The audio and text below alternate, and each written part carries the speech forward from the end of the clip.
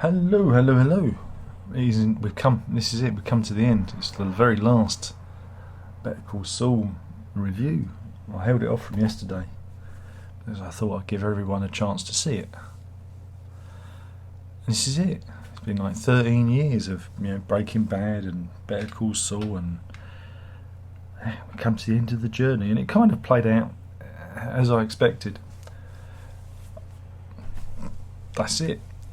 Was it any good? Yeah, I think it was okay. It was to be expected. There wasn't going to be any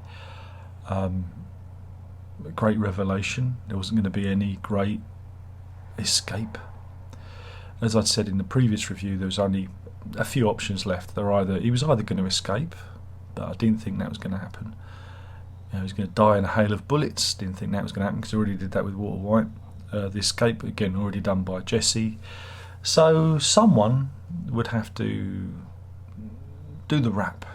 Basically, Saul Goodman did the rap for everyone.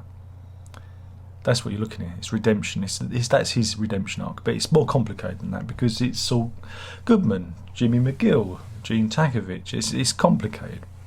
Again, the episode opens with a flashback to Jimmy and Mike's trek through the desert. And again, one of the themes running through this episode is regret and maybe changing things we could have changed.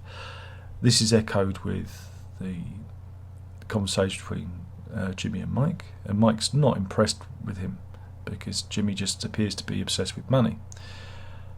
This is also echoed with the flashback scene with Walter White when they're in the cellar of Ed the Hooverman's business.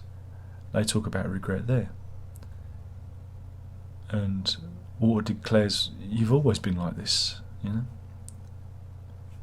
because he's shallow and he's self-centered, And there's a similar scene with a flashback with Chuck. And that's where we see the Time Machine. Chuck's been reading it. It's one of his favourite books. And the Time Machine book we see at the beginning of the series, in the belongings that they take from Saul Goodman's mansion. Again, if we could turn back time, what would we change? So regret and change is one of the themes running through the show, and it's hinted that maybe Saul can't change. So anyway, after that flashback in the desert, we cut back to Marion's and Gene running off and trying to escape the police. His first instinct, of course, is to, get his cash in a shoebox and run. And this goes awry somewhat, and he ends up in a dumpster. Now, I said to the missus when he was running around, that shoebox, that's not a good way to transport your gear. He needs to put those diamonds in his bottom because he's going to lose them. And I was right. He lost them at the bottom of the dumpster. Good comedic thing there, but he loses them because he's looking for the business card of Head the Fixer, to get him out of there again. But of course, it all goes wrong, and the police surround him because he makes a noise inside the dumpster. And he is captured there and then. It's quick, it's swift. At last, the police are the police and not the Keystone Cops. It happens quickly. And then the rest of the episode is, concentrates on his dealings with the law and how he's going to wiggle his way out. And he does. He negotiates his way out. And again, last week I said, well, if because he talks to Walter in the cellar in Breaking Bad about negotiating a deal. You could give yourself up, get a good deal, So we know he's got that in his mind. And I said, I reckon he'll negotiate a 7-year. And she was surprised when it came up down to 7 years. She went, "You got it." I went, "Yeah, well, it's kind of clever, but there's more to it than that." And we also see the return of Betsy Brandt as Marie, Hank's widow. It was good to see her. She represents all the victims. That's who she's representing there, and that was interesting to see. But yeah, it's a real battle. The real battle isn't between the police, the authorities, and Saul Goodman. It's the inner battle between Saul Goodman and Jimmy McGill. When he finds out that Kim's in trouble, she's spilt the beans, you think, oh, he's going to turn on her. But it isn't. It's actually a cunning ruse to get her into the courtroom, because he has one final card to play. And he deliberately kind of throws himself on the funeral pyre because he kills Saul Goodman and declares, no, I'm Jimmy McGill. And he comes clean. That Walt White couldn't have done it without him. Without him, he wouldn't have he wouldn't have the protection of Mike, wouldn't have the protection of Gus Fring. And it all makes sense. He's integral to the rise of the Walter White Empire. And if you think back to Breaking Bad, he's right, because Jesse and Walt were a pair of incompetents, and it's only when the professionals come in that their business is transformed and they hit the big time. And he says his motivation is money. I wanted the money. It was a good thing. I could make loads and loads and loads of money. And so we see him, throw away his deal and sentenced to 86 years in Clink. And on the bus there, he's recognised, and the prisoners see him as an ally, and they start chanting, "Better call Saul."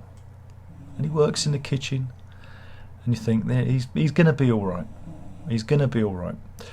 And then Kim turns up for one last cigarette. I said it'd be a cigarette outside the jail, cigarette inside the jail.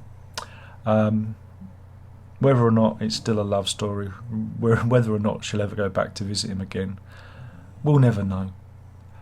And that was the bittersweet ending.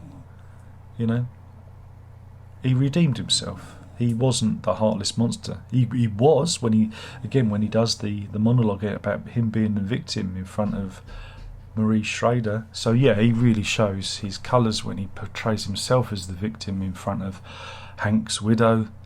And you think, God, he really is a monster, because he is. But there is a moment where he decides to redeem himself.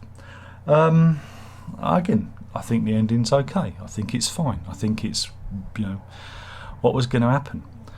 We see Kim returning back to her nature after that terrible weight was lifted from her shoulders. She goes to volunteer in a law office, and so Kimmy is restored as well. So yeah, it's all right. But we took 6 seasons to get there. The pacing of it, I will always, to my dying breath, complain about. Don't get me wrong. I love the show. I love the characters. I love the actors. I love the writers. I love everything about it. But there was so much room there to do so much more. Like I said, if they'd have tightened up season 4 and season 5, and ended season 5 on the death of Howard, and in the whole of season 6 could have been, the Breaking Bad period, until it goes wrong. We have the Gene period, and we have Gene on the run for more. Now again, when you see Gene on the run from the police, there's real drama, there's real tension, and I think we needed more of that, of him actually escaping justice. We needed more of that, and this more of him acting like a rat, chewing his own leg off. We needed more of that, more tension. But it got hung up. It got hung up with what to do with the characters. Very carefully manoeuvring things into position. Again, when these things don't have a definite shelf life, things can be extended. Things can be delayed. Plot lines can be stretched beyond. The whole German construction crew plot line is like, yeah, we get it, but ultimately it's a narrative cul-de-sac. Yeah, it's a cul-de-sac. It leads nowhere other than the creation of the meth lab, which we already know about. You know, there's more they could have done. If you can compare it to Breaking Bad, there isn't an ounce of fat on that show. It moves forward at a consistent pace. There is a sense of momentum to the show, which sometimes Better Call Saul lacks. It feels a bit aimless, and I know there's a lot of character development, and sometimes I like that. But sometimes, when you look at it in the cold light of day, you go, this could have been a lot tighter. And that was my main issue with the show. I think it was a superior show to Breaking Bad because I think the characters were better written. Certainly, in the character of Kim Wexler is probably one of the best female written characters ever. Complex, nuanced, fascinating, smart. And then what they did to her in that penultimate episode by turning her into this mousy thing because of trauma. Trauma don't work like that. The trauma don't work like that. Yeah, it affects you, but it don't make you stop who you are fundamentally. I'm sorry, it doesn't work like that. Not for me anyway. It affects you in other ways. It makes you,